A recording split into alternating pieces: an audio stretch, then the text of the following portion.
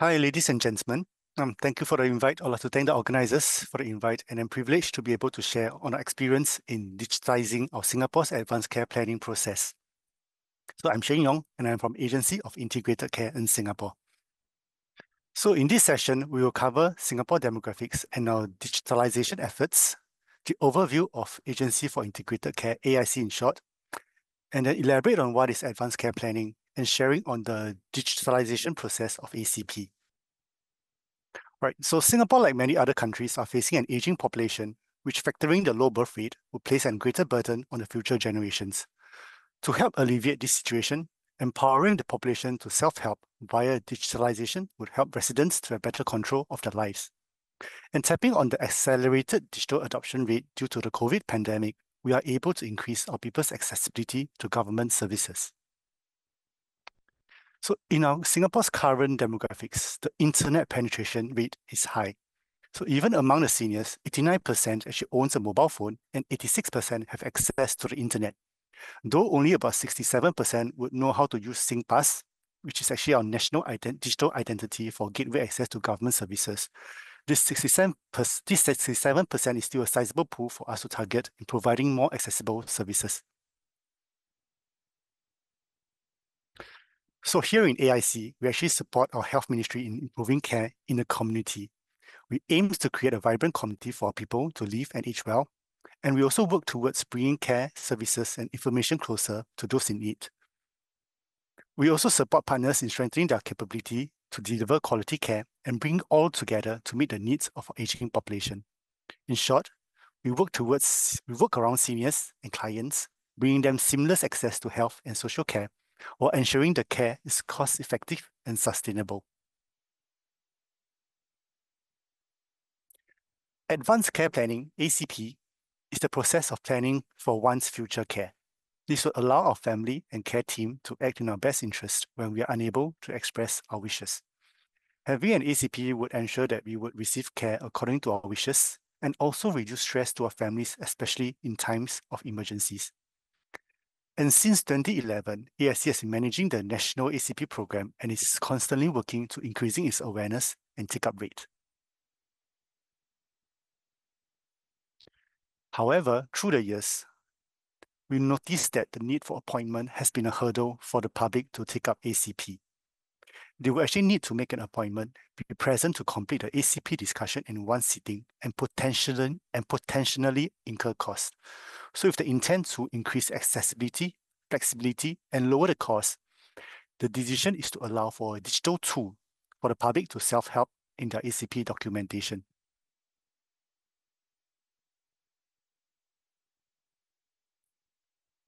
For the whole ACP program to be successful, we actually envision that multiple stakeholders will need to be involved.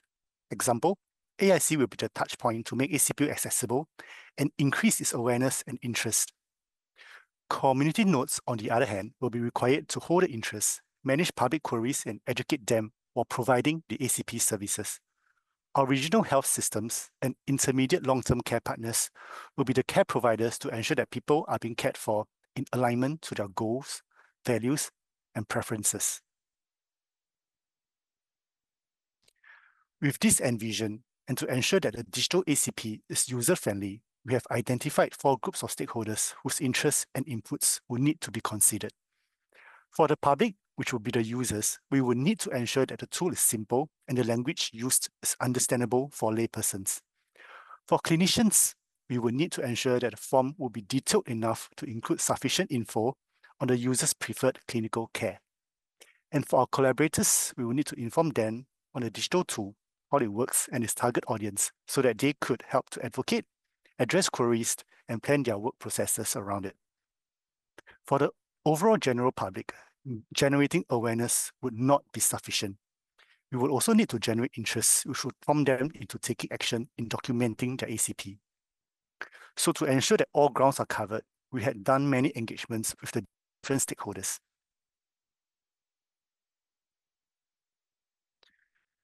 So from the engagements, 3 key domains were identified as essential for a reliable digital ACP. First will be to ensure the security of the system, which were addressed by the usage of SingPass which actually allows for a secure and convenient access to the digital service. Second, will be to ensure that the ACP information documented are accurate. For this, we emphasize on the responsibility of the users to provide accurate information within and reinforce on this importance via the terms and conditions. Last and most importantly, the need for a user-friendly interface and a good user experience. So on the user experience, perhaps let me provide a quick snippet on the user interface. So to complete the digital ACP or myACP in short, 3 easy steps will be needed. The first step, to log in via SingPass. And after the users have logged into SingPass, the user personal particulars will be auto-populated into the document. Next is for the user to document their values, goals, and care preferences. The key design concept is to prevent user fatigue while ensuring their intentions are being reasonably documented. Some elements implemented were having answer selections instead of open-ended questions. If not, to have guided questions that can help frame a user's consideration and structures their answers accordingly. And if all else failed, there is a help button which users can select and opt for a facilitated session whereby an ACP facilitator can help guide them in their planning. Lastly, users will have to nominate up to 2 nominated healthcare spokesperson or NHS, which will speak for them when they are unable to. The NHS will be notified of the nomination, and once they have accepted the nomination, the ACP will be automatically published into our National Electronic Health Records. And this info will be easily accessible by healthcare professionals when needed. And for info, this myACP was actually launched on 19th July this year. However, the planning actually started in 2022, with first being a research done on the improvements that will be required. And then we moved on to the project ideation for the development of this myACP, which is in around 2023.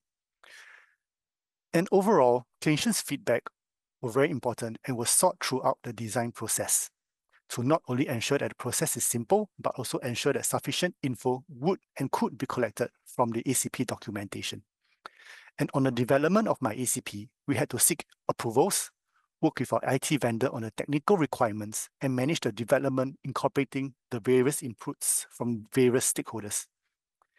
And relevant collaborators or partners also had to be informed and managed for the changes and for them to be prepared for the launch.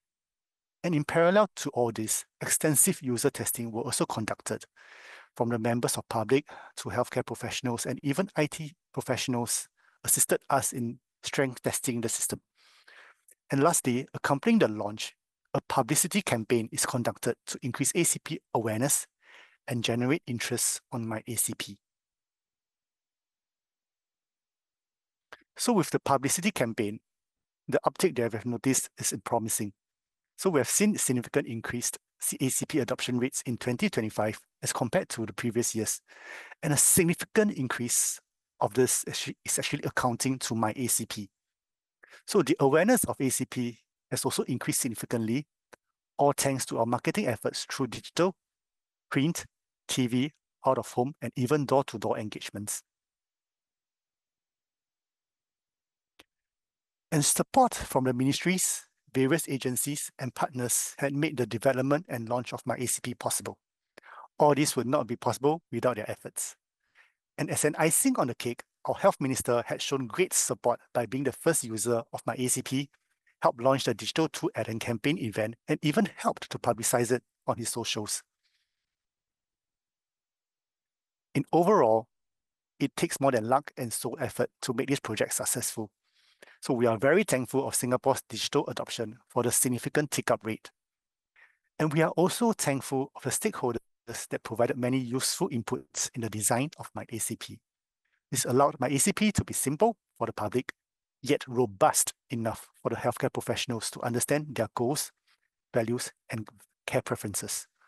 And lastly, we would like to extend our appreciation to the support from all partners, providing us with the resources, inputs, and in making all of this possible. Thank you.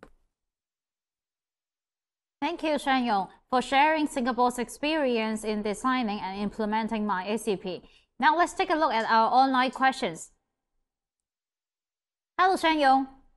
Hi. Hi, thank you for your time. And let's take a look at the questions that from our online audience. The first question, what organizations now in Singapore are helping in promoting the adoption of myACP?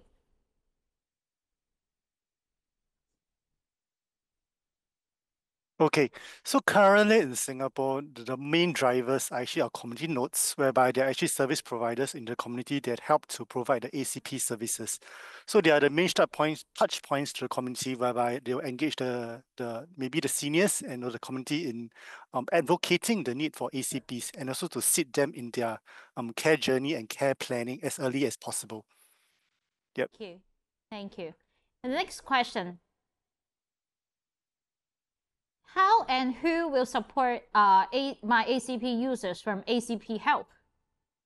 Okay, so whenever a user selected the ACP help, so they'll be diverted to actually a page whereby they're able to find the FAQs and also maybe the list of service providers that they're able to assist them. So when they face the questions that they are unable to answer or will need more guidance, then they can go to the website and look for a facilitator, a physical facilitations for them to actually fill up or endorse their ACP. Thank you. So, so far you have launched the apps for the myACP for a few months now, and our audience would love to know: is there any comments received from users on improving the functions or the interface of myACP? I would say so far the comments and the response has been great, and a lot of people actually mentioned that why wasn't this launched earlier? But because there were different issues that we will have to settle and different issues to address, then it was launched at this state. But moving forward, definitely we are considering whether to increase the outreach of this program and this app to more people. So some of the comments that we have received is because currently it's only in English and it's not available, for example, in Mandarin or Tamil or in Malay. So for now, these users will have to approach a facilitator to actually, with someone that can speak their language to actually have their ACPs done. Thank you. That's a very important reminder, especially to communities that have quite inclusive, racially inclusive communities. So we have another questions on: do you think is there any change in public attitudes towards setting ACP in recent years in Singapore? I think the response has been getting better as the more and more, I would say, as the populations gets more well off and more educated, they're able to understand the importance, because perhaps in a lot of Asian cultures, such a topic would be seen as taboo, and they wouldn't be less keen to actually discuss it with the families and even the healthcare providers. But as the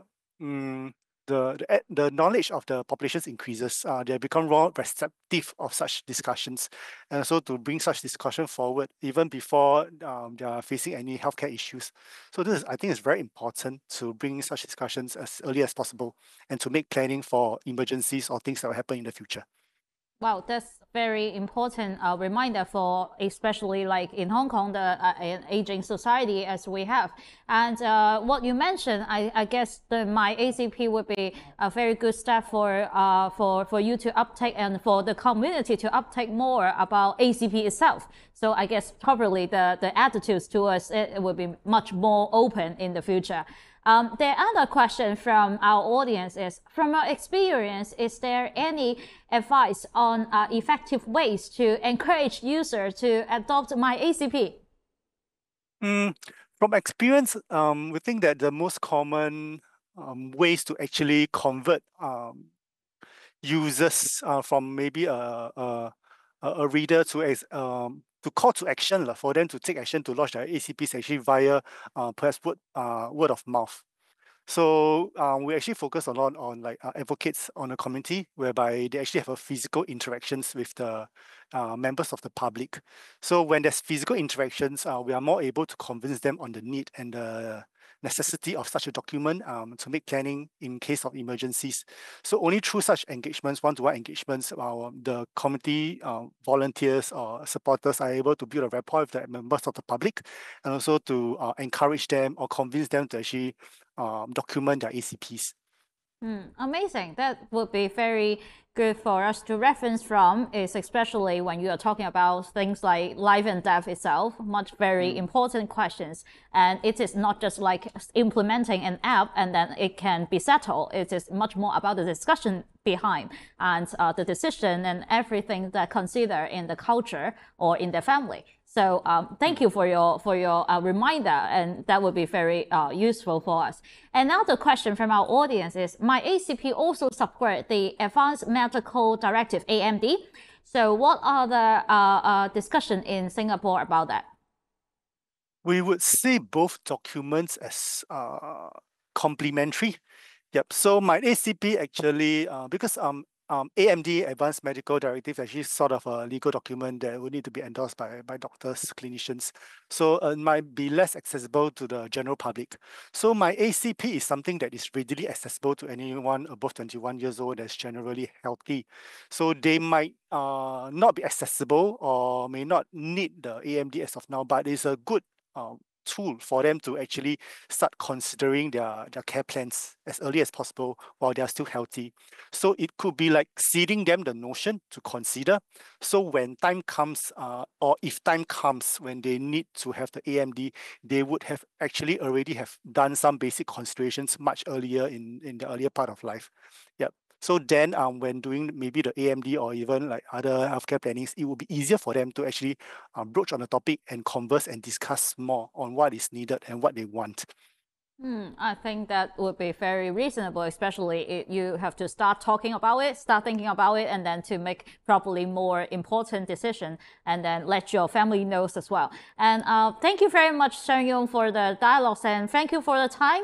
And we hope to see you again in other future occasions in talking about the same topics, or when you ever come to Hong Kong. Thank you. Okay, thank you. Thank you very much. Coming up next, we will continue to look at an evidence-based project to help us understand the usability and acceptability of a digital advanced care planning tool for patients with dialysis. Our next speaker, Dr. Chetna Malhotra, is an associate professor and the research director at the Land Center for Palliative Care, Duke-NUS Medical School in Singapore.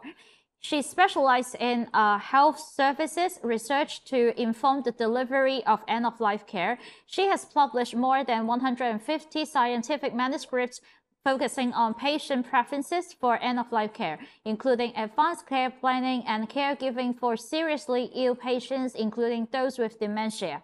She is also an associate editor for Age and Aging and has received the Clinical Scientist Award by Singapore's National Medical Council for her research related to advanced care planning. In particular, she will share with us today in details on digital advanced care planning for dialysis patients, usability and acceptability. Let's give the floor to Chetna. Hi, everyone. Thanks for attending today's session. So today I'll be speaking about digital advanced care planning for dialysis patients. Advanced care planning, as we all know, is one of the most discussed interventions to promote end-of-life conversations. It enables understanding and sharing of people's values, goals, and preferences regarding not just future medical care, but also about current medical care.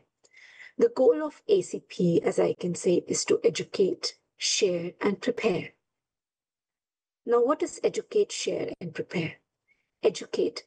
ACP conversations allow patients to understand their illness trajectory better, so to be educated about their illness.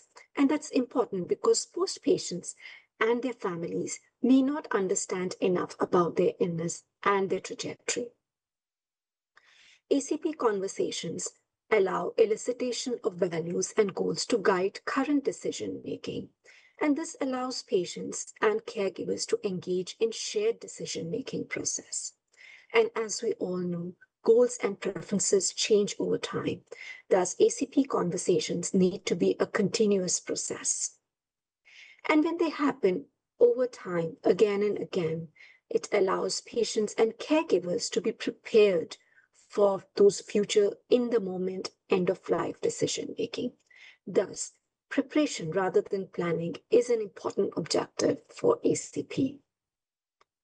Despite these benefits, the uptake of ACP remains low. For instance, in Singapore, a survey that was conducted in 2024 found that only between 11 to 15% of people in the general public were ready to engage in ACP conversations that included speaking to their healthcare professionals about what medical care they want, about nominating a NHS, a nominated healthcare spokesperson, or a surrogate decision maker, and speaking with that person about what kind of medical care they want, or about signing official papers. And when we talk about physicians, many clinicians find ACP conversations and documentation to be a time-consuming and complex process.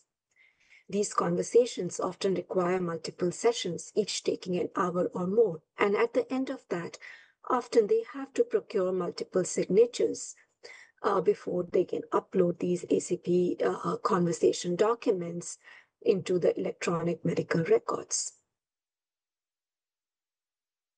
As a result, many clinicians do not want to engage in ACP conversations. As one of them told us in Singapore, that in their normal sessions, they don't want to bring up ACP because once they start, they just cannot, they have to continue and they cannot wrap up the conversation during one consultation. So it takes time, and these are difficult conversations to have. On the other hand, when we look at policy perspective, there seems to be a very high interest in ACP conversations because of their potential to reduce use of low-value care and reduce healthcare costs at the end of life, as well as support dying at home. To align all of these and to improve uptake of ACP and increase clinician engagement in ACP, we designed My Voice, an interactive website for patients and caregivers to do ACP. And what this does is that it shifts those complex forms and processes into a simple interactive website that makes ACP easily accessible and easy to update by anyone. It also shifts planning to being prepared, the goal of ACP, to being prepared for those in-the-moment, end-of-life decision-making. We designed My Voice Heart for patients with heart failure and then My Voice Renal for patients with dialysis. So today I'll speak more about My Voice Renal, a website targeting patients with dialysis and their family caregivers. And it's designed, as I mentioned, to prepare these patients and caregivers for future medical care decisions. And as you can see here, this is how the website looks like. You could sign in as a patient, as a caregiver, or as a healthcare professional. And it's available not just in English, but also in Malay and Chinese.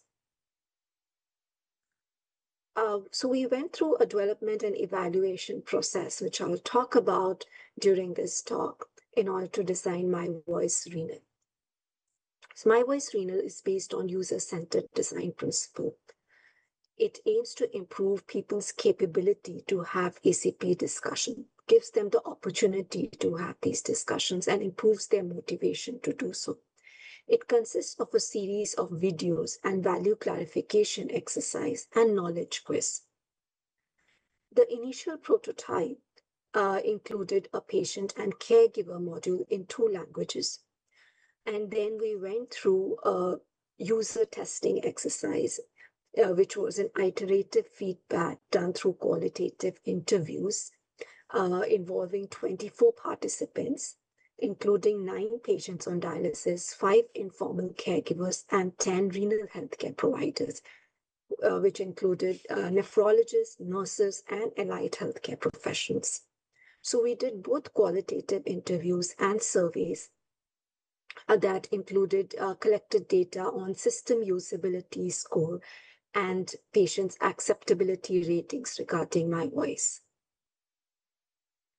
So as I mentioned, myVoice has both a patient module and a caregiver module. Patient module has 6 steps. The first step teaches them about kidney failure, what is kidney failure, and what does dialysis do for them. At the end of watching this 1-minute video, they answer a knowledge quiz to test their knowledge about whether they have correctly understood the concepts that were taught in the video. Step 2 is again a short 1-minute video about what happens when dialysis stops. Again, we have a very short quiz at the end to reinforce this knowledge. Step 3 is think about what is important to you. And at the end of this short video, we have a series of value clarification questions that help to understand or help to elicit what is it that matters most to the patients. What is it that they fear most? What is it that they're worried about? Step 4 is about choosing a healthcare spokesperson and why it is important to do so. At the end of this video, they can name a spokesperson or surrogate decision maker. Step 5 motivates patients to talk to their healthcare provider about what matters most to them. Step 6 reinforces that it's important to revisit myVoice because their preferences and goals can change over time. We have a caregiver module which has 4 steps. Step 1 and 2 are similar to those in the patient module. Learn about kidney failure and dialysis and what happens when dialysis stops. Step 3 encourages caregivers to talk to their loved one about what matters most to them. And step 4 is about supporting their loved one as they speak to their healthcare provider.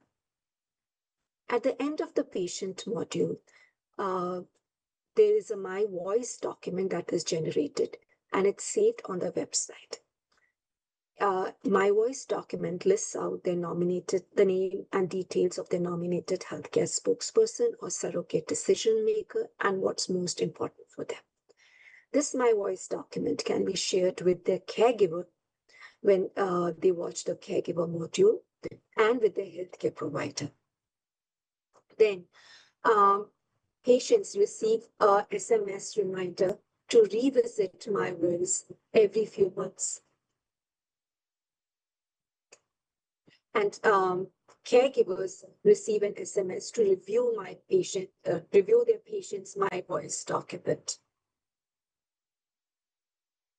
Now let me show you an example video on myVoice video.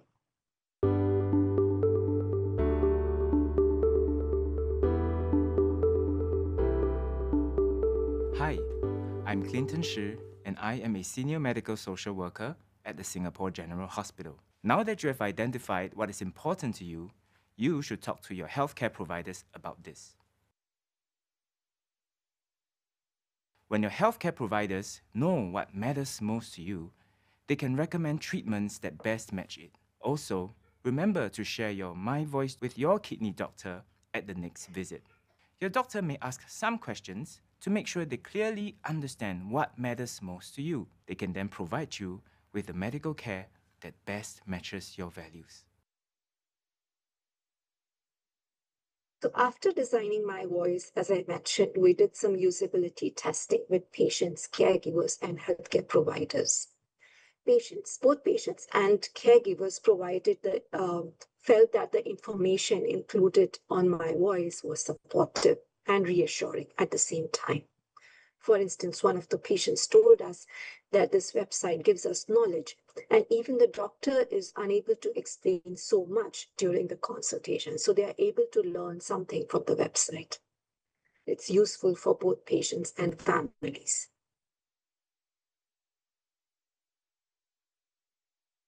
They felt that this was a patient-centric tool that encouraged them to reflect on what matters most to them. As one of the participants told us, that not many people may realize that until they answer the question, what I want. So they started asking themselves, is this what I want? And then once they were able to reflect on it, they understood and had a clearer picture.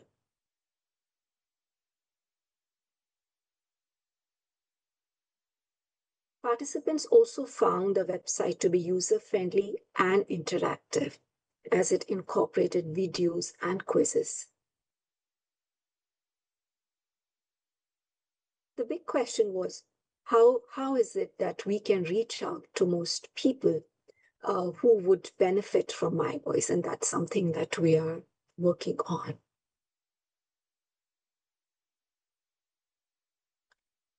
The system usability score was higher than the threshold of 68.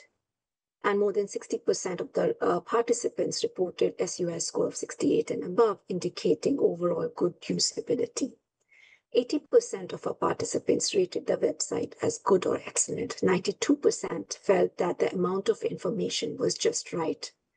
91% considered the tool useful for making future decisions about dialysis. And 96% would recommend it to other patients. In summary, My Voice has structured mechanisms to encourage frequent revisits and frequent reconsideration of what matters most to them. And this is done through both educating them about the importance of revisiting their goals and preferences, and also by sending them systematic phone reminders at frequent intervals, encouraging them to reflect on what's most important to them. The website is tailored specifically to patients with renal failure, as it educates them about their illness and prepares them for dialysis withdrawal discussions. Now, this is a website that seamlessly integrates both patients and caregivers by having a caregiver module alongside patient module. It coaches both patients and caregivers to speak to each other. And caregivers automatically receive patient's My Voice document, so they can view it and speak to the patients about what is important for them. The content is available in 3 different languages to improve access. Users are involved in the development process. It's theory-driven, and we currently have a randomized controlled trial going on with renal failure patients to assess whether My Voice improves the quality of goals of care conversations with their healthcare providers. Thank you. And if you would like to know more about this website or are interested in using this in your clinical context with your patients, do send me an email. Happy to answer your questions. Thanks. Thank you, Chetna. We are now going to answer some questions from our online audience. Hello, Chetna. So let's have a look at the questions from our online audience. How popular of digital AMD and ACP in Singapore now, and how do you encourage patients to receive the concept of AMD or ACP? So in Singapore, advanced care planning is different from AMD. AMD is a legal document. ACP is not a legal process. It's a conversation that people have with their healthcare providers, and it's documented in an ACP document that can be uploaded on patients' electronic medical records. So the two processes, ACP and AMD, are completely different from each other.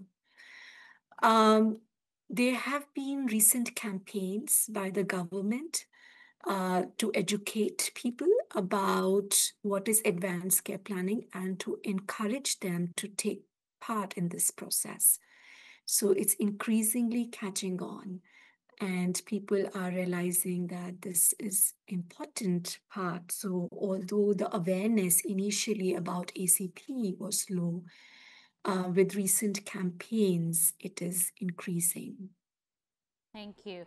Another question is on our audience is interested to know whether the digital ACP is currently adopted by hospitals, or how do they recognize that? So this renal failure website is currently under research phase, but the government has launched myACP, which is a digital tool for the general public, and that is already launched. So that's kind of a primer to make people aware that there are alternate ways to do advanced care planning.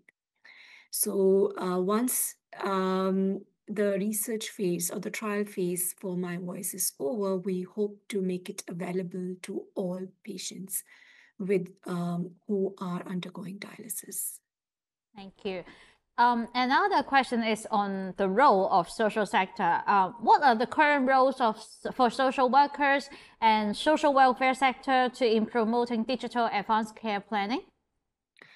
So advanced care planning has been led traditionally by social workers and the social sector within Singapore. So most of the ACP facilitators within Singapore are social workers. So they have a huge role to play. And what we have seen is that maybe about 70% of patients, when they are approached by social workers to do advanced care planning, these patients feel that they are not ready yet to have the ACP conversations. So having such digital tools available at the disposal of social workers so that they can share it with patients may increase the readiness among patients to have these in-person conversations with their ACP facilitators. So I feel that there is a big role for these digital tools in improving uptake of these conversations with healthcare providers and with social workers. Yeah. Thank you. I think that also helps them to record the thing that they have discussed with the patients or of the people that when they discuss about that ACP plan. And so is there any enhanced functions in plan for your digital platform? Yes, so we are considering using AI tools on enhancing our digital platforms further. And that is still, in currently work in progress, but hope to release that soon as well. Well, we'll look forward to that.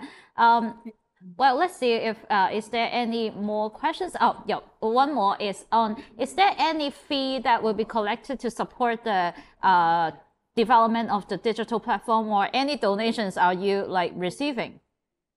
So this is currently funded through research grants.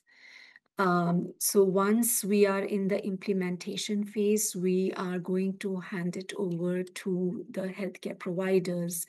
So for instance, the kidney foundations and the hospitals, for them to maintain these websites. And because advanced care planning is one of the KPIs for healthcare providers as well. So I think we shouldn't have an issue with that.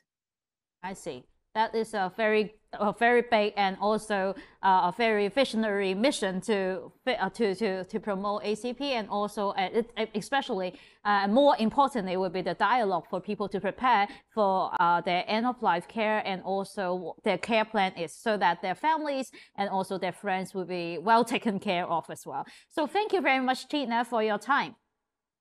Thank you. Thank you. Thank you, Chetna, for introducing us the dedicated platform that allows patients to access to ACP. The sharing will be very important for us to understand the new digital approach that offers us much to think about, how we can integrate this technology in our own care setting. The coming share session by local commentator will be conducted in Cantonese. Please switch language channel if appropriate. 以下係工作坊5預設照顧計劃的數碼策略本地評論環節，我哋好高興可以邀請到聖雅各福群會副總幹事吳雯賢女士 Connie 為我哋分享，有請 Connie。好，大家好，好高興今日可以參加到 GIES 嘅網上高峰會。我係嚟自聖雅各福群會嘅 Connie。今日咧，我同大家分享嘅題目係預設照顧計劃嘅數碼策略。香港其實同其他地方一樣咧，都係邁向一個超高齡嘅社會啦。根據統計處嘅數字咧，其實預計喺2025年65歲或者以上嘅人口咧，其實係佔23.6%，而去到2046年咧，其實係增加到36%。咁而呢樣嘢咧，正正咧，其實呢個人口結構嘅變化咧，令到我哋未來嘅照顧模式咧，其實提出咗一個好新嘅挑戰。生老病死其實係一個人生必經嘅階段。其實喺人生最後嘅階段裏邊咧，其實我哋要提供一個全面同埋有同理心嘅照顧咧，去對維護病人嘅尊嚴啦、生活質素咧，其實係好重要嘅。其實呢一樣嘢唔係單純係一個醫療嘅照顧啦，其實更加重要係對個人嘅價值嘅尊重。預設預設照顧計劃 ACP 咧，其實係一個好重要嘅溝通過程啦。其實當中會讓到個人能夠表達佢自己嘅價值觀啦、信念啦同埋偏好，尤其是喺生命晚期裏邊咧，佢哋可以預先去制定以人為本嘅醫療、個人同埋社會照顧計劃。透過呢個 ACP 咧，病人同埋佢哋嘅家屬咧，可以好好佢哋溝通啦。無論喺情感上啦，同埋實際嘅安排上咧，都可以做好準備。面對一旦真係病情惡化嘅時候咧，其實佢哋都可以有個心理準備之餘咧，其實佢哋都可以有一個掌控感喺裏邊啦。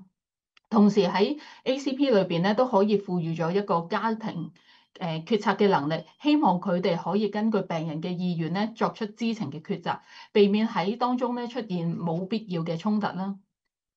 ACP 咧其實係一個好重要嘅環節。咁當中咧包括咗係一個預設醫療指示 AD。其實喺過去20年裏邊咧，政府啦或者醫管局咧好大力咁推廣呢個預設醫療指示。其實喺2006年咧發改委嘅時候咧，其實已經推廣呢個 AD 㗎啦。喺09年咧，食衛局其實都進行咗一系列嘅諮詢，希望讓公眾去了解其實引入預設醫療指示嘅可行性。去到10年至17年呢7年裏邊咧，其實醫管局啦發表咗成年人預設醫療指示指引，甚至喺15年咧，其實將 ACP 呢個概念咧納入醫管局嘅指引裏邊。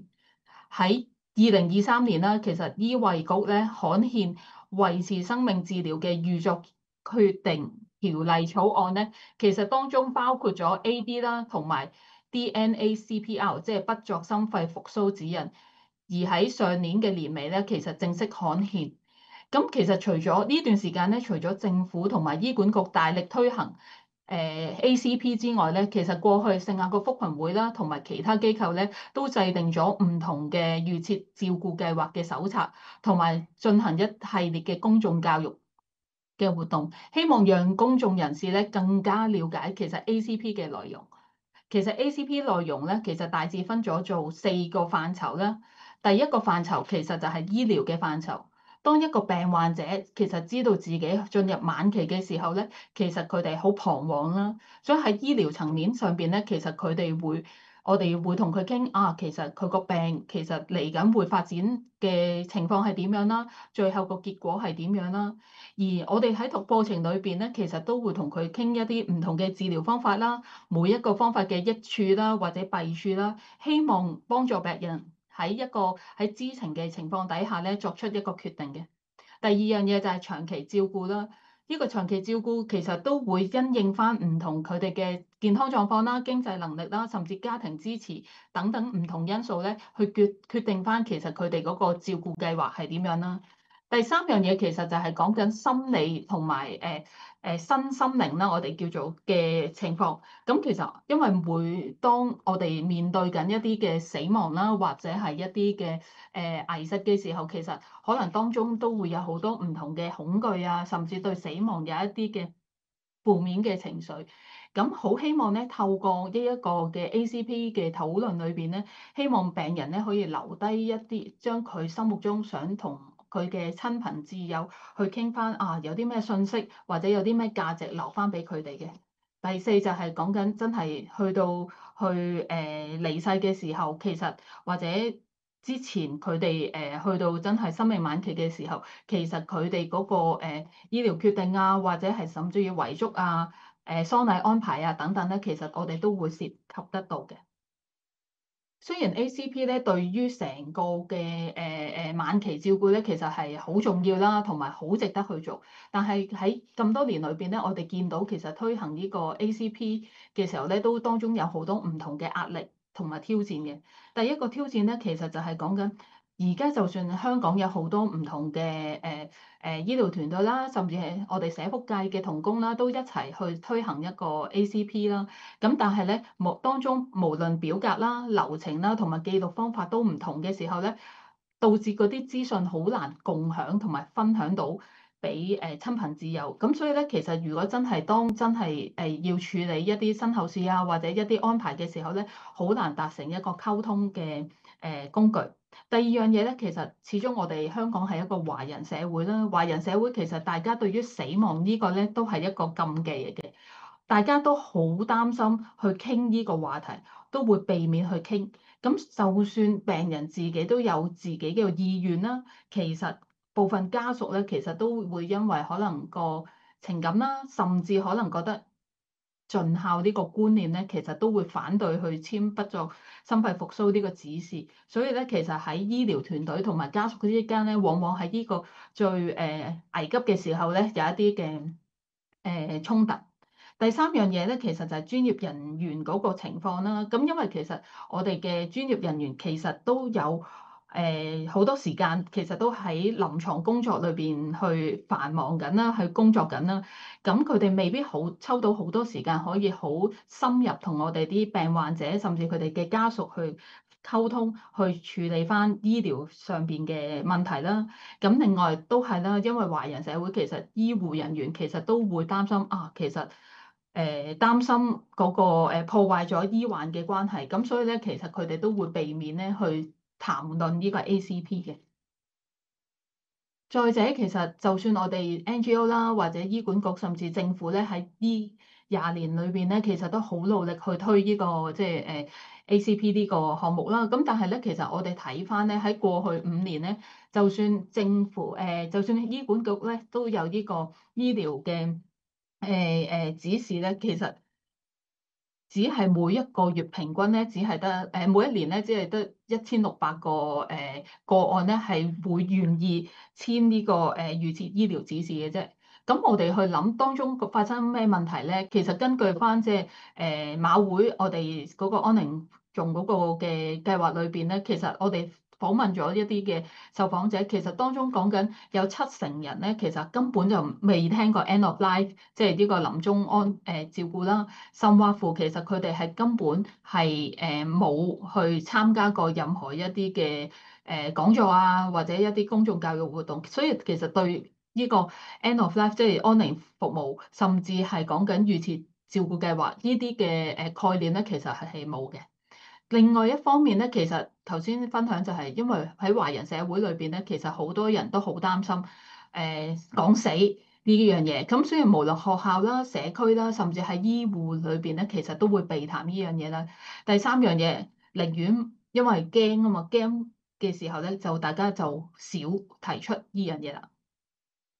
咁之前有2位嘅嘉賓啦，都分享過新加坡嗰個嘅例子啦。其實喺新加坡呢個例子裏邊咧，我覺得有一啲部分咧可以作為香港嘅借鏡嘅。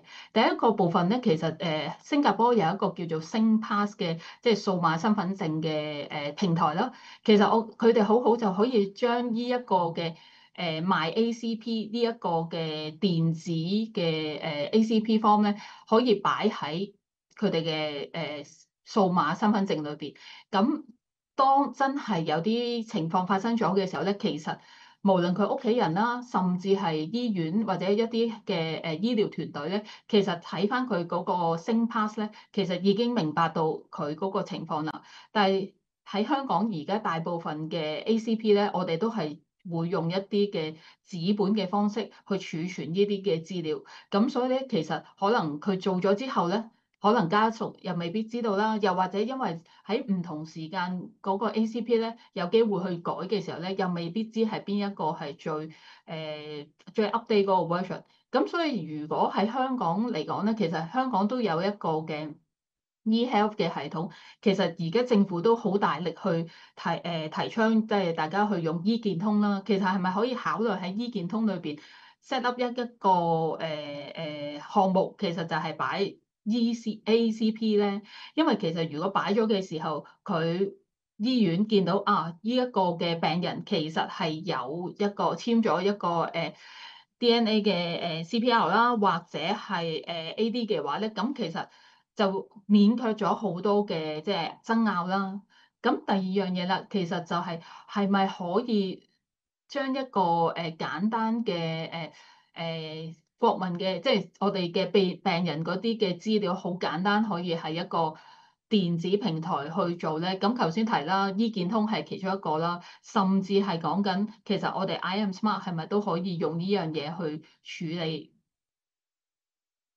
第三樣嘢咧，其實就係喺新加坡裏邊咧，因為呢個數碼嘅身份證啦，其實佢哋好多服務都係透過呢個數碼身份證升 pass 去處理嘅。咁所以無論個病人，甚至我哋話其實可以提早啲去做一個 ACP 呢個預計劃嘅時候，其實我哋都可以透過嗰個網上嘅數碼身份證嗰個平台可以自己去做。咁我就諗啦，其實我哋而家香港都有個 IMSmart 啦，甚至 HA Go， 甚至乎頭先講醫健通。咁其實係咪我哋都可以喺呢啲嘅平台裏邊可以加入呢一個 function， 呢一個功能，令到即係我哋隨時隨地我哋自己想做呢個 ACP 嘅時候，我哋都可以上網自己去做咧。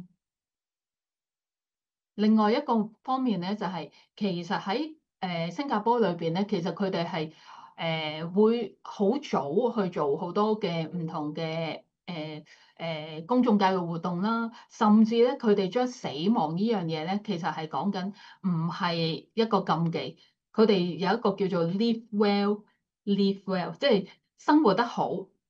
又跟住就可以代表，如果你 plan 得好，你計劃得好咧，其實你晚期嘅時候咧，你離開呢個世上咧，都可以好好咁離開嘅。咁所以佢哋將一個嘅信息咧，可以轉變到好 positive，就唔會係一個大家避談一個禁忌啦。呢個第一。第二樣嘢其實佢哋都會去build一個 capacity，去透過一啲唔同嘅訓練啦，或者一啲嘅分享啊，令到社區上唔同嘅持份者咧都可以去認識呢個預設照顧計劃。咁譬如我哋個會啦，我哋嚟緊10月31號咧，其實我哋都有一個嘅分享會啦。其實都係透過呢啲嘅活動咧，可以令到公眾人士咧知道其實可以攞多少少資訊其實點樣可以去做到一個預設照顧計劃啦，同埋喺即係在家居家安養嘅時候，領養服務嘅時候又可以點樣咧？如果有興趣可以scan QR code 啦。咁最後一樣嘢咧，其實就係點樣可以 empower 到其實大家去用呢個 tools， 用呢個工具，同埋係可以同屋企人去溝通呢樣嘢。而因為我哋見到其實坊間有好多嘅手冊啦，或者係一啲嘅工具啦，其實可能有少少繁複。如果第一下即係要傾同去展開同屋企人展開對話，去傾一個預設照顧計劃嘅時候咧，可能有啲困難嘅。咁所以我哋咧就開始諗有冇一啲嘅簡單啲嘅方法，令到佢哋容易啲去開始展開呢個對話咧。譬如我哋聖雅各福群會咧嚟緊都會有一個用 AI 用一啲嘅圖畫，令到街坊或者我哋啲長者或者照顧者咧，好容易開展佢同佢哋屋企人咧去傾一啲嘅照顧計劃。咁希望佢哋咧能夠慢慢逐步由簡單嘅可能係中意食啲咩啊，或者平時中意啲乜嘢，到最後啦，去到可能真係講緊去做辦理身後事嘅時候，用咩模式啊？我哋一步一步去引導佢哋去一齊去傾呢個預設照顧計劃。咁到最後啦，咁其實咧 ACP 係一個尊重一個病人嗰個自決啦，同埋希望喺佢嘅生命晚期裏邊咧去改善佢哋個生活啦。而香港喺過去呢20年裏邊咧係大躍進做咗好多嘢嘅，但係繼續咧都係仍然有好多唔同嘅挑戰同埋困難。希望咧其實唔同嘅持份者啦，唔同嘅人啦，或者政府啦，無論政府啦、社福界啦、醫護界啦等等唔同嘅人咧，其實都可以喺呢一個方面裏邊咧，大家繼續去推動，令到社會咧更加知道其實預設照顧計劃係一件乜嘢嘅事，令到可以咧真係確保到我哋嘅病人可以得以有自決權。以上就係我嘅分享啦，多謝晒。